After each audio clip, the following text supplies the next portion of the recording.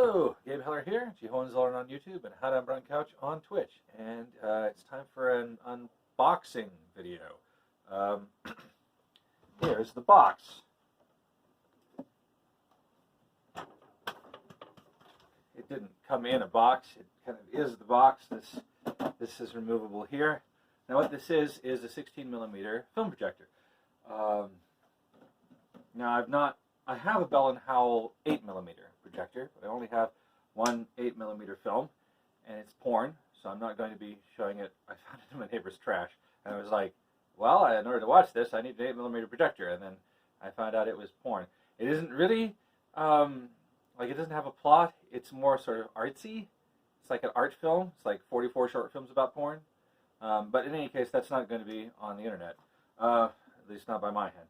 So we have here a Bell & Howell 16mm projector. I've never messed with one of these. We had 16mm projectors back in high school and junior high, and I owned one before that a friend gave to me. That was a brand that I'm familiar with, but I'm not that familiar with Bell & Howell, so we'll see how this goes.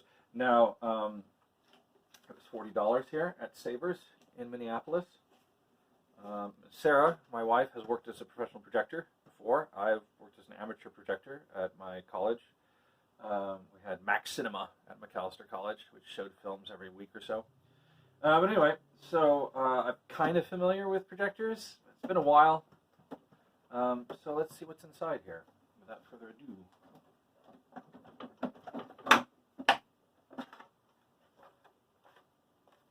We have a spare light bulb made by GE, a projection lamp. Cool. So the other 16mm projector I had before, all of the belts degraded and fell apart. And while I was trying to replace them, I missed one. And it was the one that ran the fan that cooled the power supply. And so after it had ran for about 10-15 minutes, it overheated and died. I took it to place to get it fixed, but at that time, I had just gotten my first cell phone. Sarah talked me into getting a cell phone. And I didn't know my number. And I gave him what I thought was my number, but it was wrong. So he wasn't able to call me back. And I've forgotten where the place was. It's somewhere up in Blaine. I don't even remember what it was called. We found it, and I didn't write it down, I guess. I just drove there. Peanut, my cat, is eating my wife's shoes. Stop it, Peanut! I just fed you. Like shoes? What? Good. Okay. So, this is a 16mm projector. Let's see what happens. This arm is out here, I think. Now, I seem to remember that this is where it's supposed to be, but I don't think that's the case for Bell & Howell. I think this is where it's supposed to be.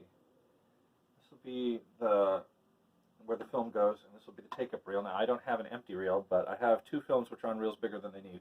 So I'm going to run one film onto the other reel, I guess, where there's already a film. So there's that. I think this opens. Okay.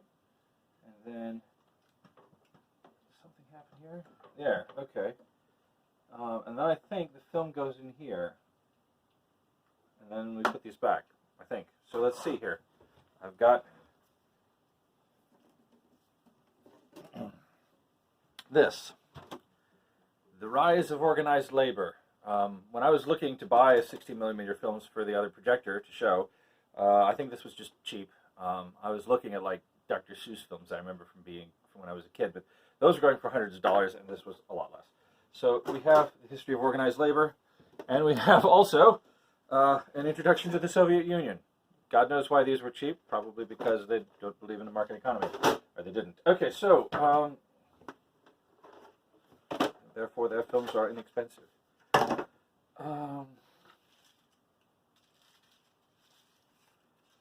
So let's watch the Soviet Union. So it would go here, I think. Feel free to yell in the comments if I'm doing this wrong. I'm not sure how it stays on there, but it seems to be locked somehow.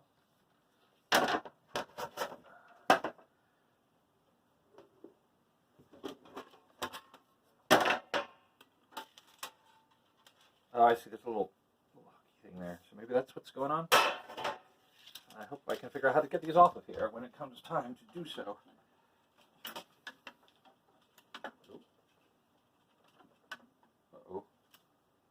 no.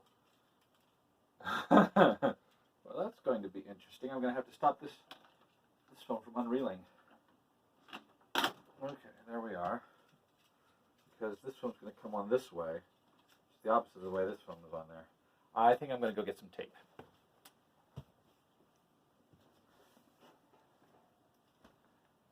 Tape.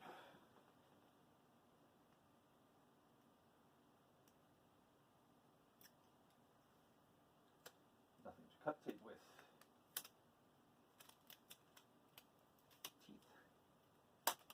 Teeth did not work. Tape is too strong. Scissors. Which is older, these scissors or this film projector? I don't know. Or me.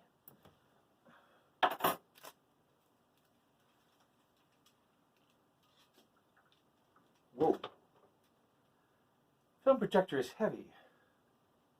Woo. Be careful. Oh, there's tape here already. And it's probably the right kind of tape. So let's just use this tape. It's here already. It's falling apart.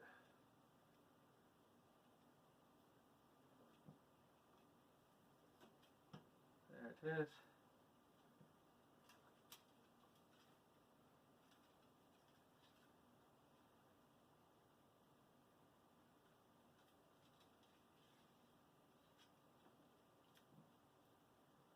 Aha!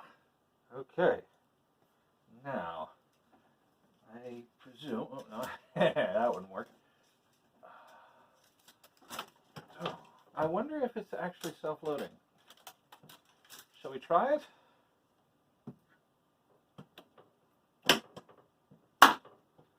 So, in the back here, there's a cord.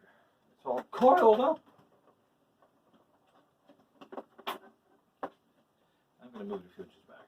While I'm here. There we go. Okay. And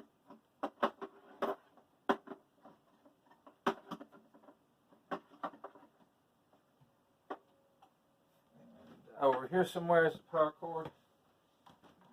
Plug. All right. So, presumably, we got a full.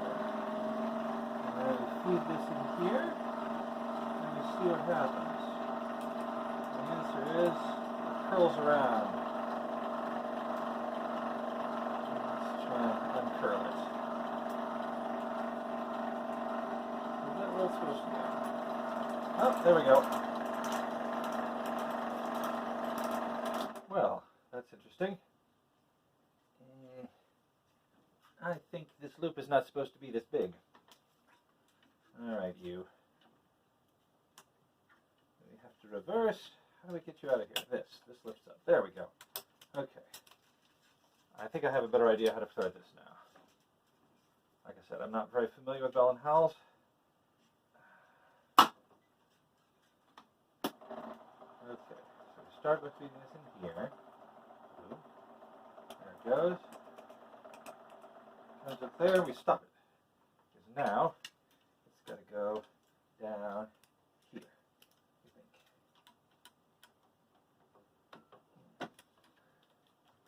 Maybe like that. The loop was too long. There we go, maybe. Is that going to work? It closed. Hello?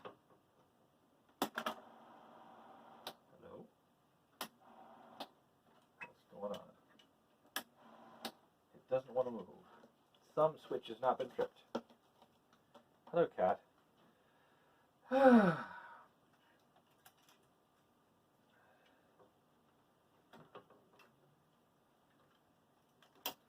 Well, let's try trimming the end. That's what the leader's for. And I have a scissors. Okay, so there's a hole there, so we'll cut it past the hole. And they seem to think that this angle was about right, so we'll give it that angle. And then we'll see what happens here. Is it indeed self-threading?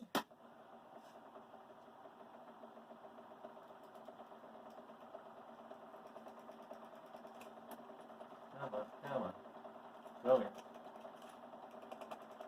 Oh. Maybe Maybe that was it. Nope, it just does not want to go in.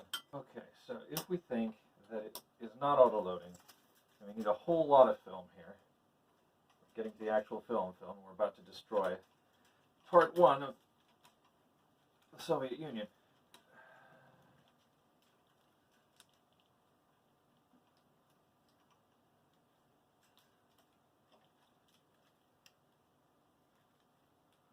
I'm going to assume that it doesn't go over that loop is not supposed to be where we saw it. It goes under there and over there. Generally under, over, right? Under there, over there. Under there. Maybe over there. That makes more sense. Oh, hell. Over. Please don't break. Over there. Under there. It's going right next to itself. I'm not sure I believe that. Over there. Under there. That would have it go over here. That doesn't make sense.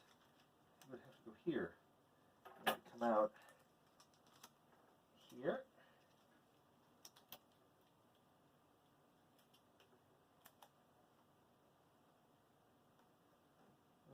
Okay. I don't feel like it's quite in place. What happens? Nothing. I cannot believe that this is the way it is supposed to be threaded, because this is so hard on the film. I don't just mean like me. Oh, wait. I didn't click all the things into place. Okay, hold on a sec. What if I click the things? Over this one. Under these. Like that. Down here. Under this. And out here. Things clicked into place. Everything clicked. Let's try it now.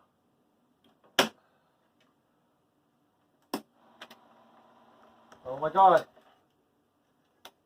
Is it moving? What's this? That was the load thing. There we go. It really doesn't look like it has much of a loop. I'm worried. It's going to tear. What is going on here? I think maybe it's coming out? It is coming out. Okay. Thank goodness for that.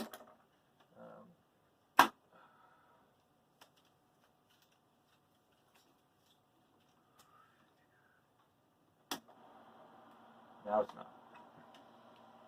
Hello? Why do you not move?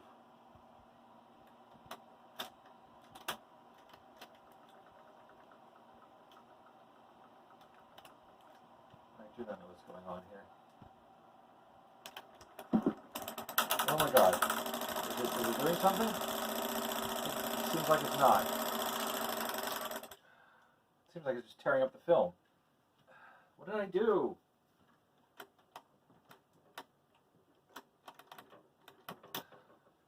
It won't disengage. As you can see, it's now running, and I can't tell you what I did because I didn't really do anything except just try turning it on again. You can see, you can see what's going on in there. I'm not going to flip this out, but that's presumably how it's supposed to be working. It's going very slow, though. That's the soundtrack. I'm going to let it run for a while, and we'll see if it speeds up, and then then maybe I'll turn the projector lamp on and see if we can see some of the part one of the Soviet Union. So it's running a little quieter now. What I did is I moved the lens out of the way, and having stopped it, and then I pushed the film a little downwards, which means that the little loop down here is not catching every time, slapping against the little pulley next to it all the time, and also the sound is a little less wobbly. So I think the loop may be growing again. That may be one of the problems with this. Also, as you can see, it's running at about half speed or something. I can barely understand the sound. But the other thing I discovered is sometimes when you turn it off, it doesn't turn on again, and then you have to mess with this lever. It's loose at the moment, so I think it's going to work. Yeah. If it's not loose, it's not loose, then you have to push it back this way. I don't know. I don't know what you have to do. You have to do something with it. Oh my goodness. Did you hear that? Temperatures drop to from 30 to 50 degrees below I think we've got a working projector. Whatever it was that makes it run full speed just kicked in. Something was not lubricated or something, just running a little bit. Made it work. So let's turn it around and set up a screen here. Of this northern land, packing furs and raising reindeer and enjoying themselves.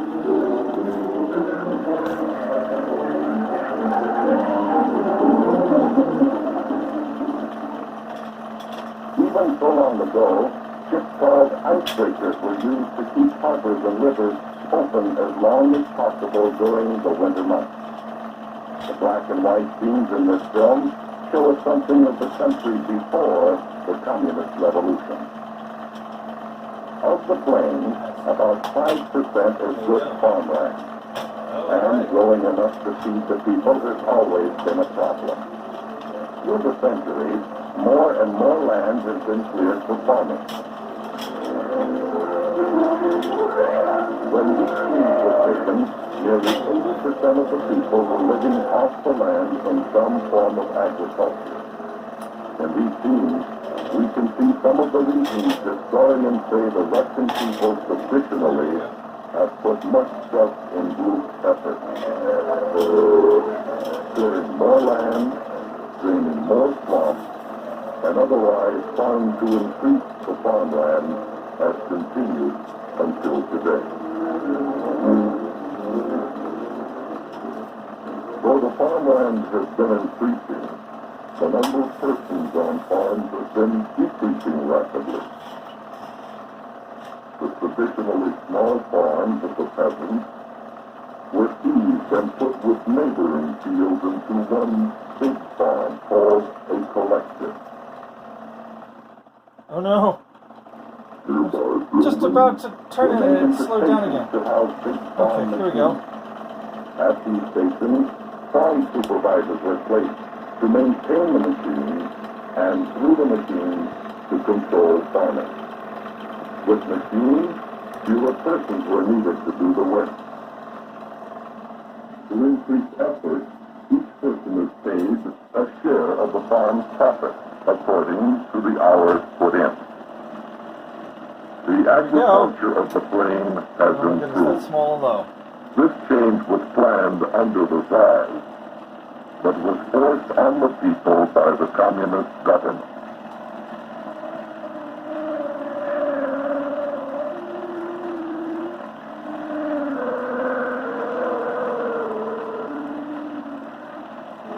Well, I set up maybe a slightly bigger screen than I needed, rural village.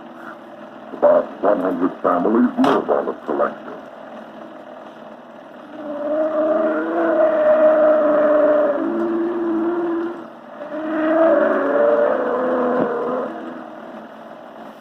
Each big farm has a store or two where essentials can be purchased. And there is a school, which may also be used as a clubhouse for meetings and some recreation. Foot here somewhere? Homes in the rural areas are generally poor. Many are low, particularly in the forest belt.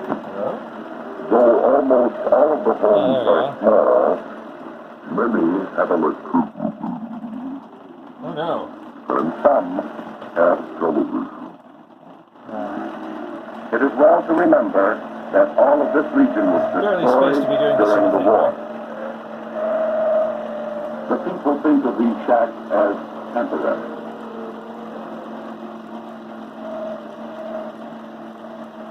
For all living on the plain has been and is changing rapidly. Key to the change is the rapid industrialization of the nation. Oh no, the frame is not... These pictorial graphs represent records of achievement and goals for the future. They record and forecast an industrial revolution. I hope that wasn't what in the building industry, I thought it got fixed, but maybe it's broken instead. Since before communism, great log rafts floated down the rivers to sawmills. Okay, you. What happened to the frame thing?